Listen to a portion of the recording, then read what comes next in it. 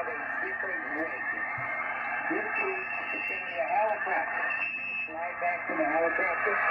You have one of those rigs, you check in with us. I'm going to send you some excess items I have flying around the shop.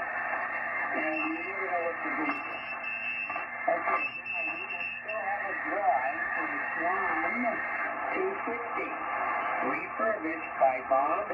November Bravo 0, Bravo November. Bob's got the rig, he's worked on it, and we're going to do that for the drawing. We're going to pick two numbers this week, number 8 and number 20.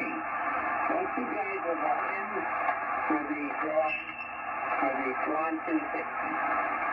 And I'm going to start off the board internet. After fashion, I'm going to call this a Joe.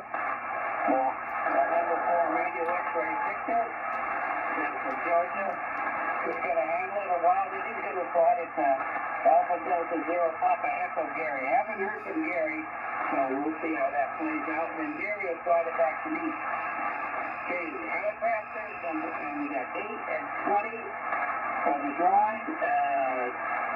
For the Swan 260 KO5 Yankee boat anchor, who do you want to be first?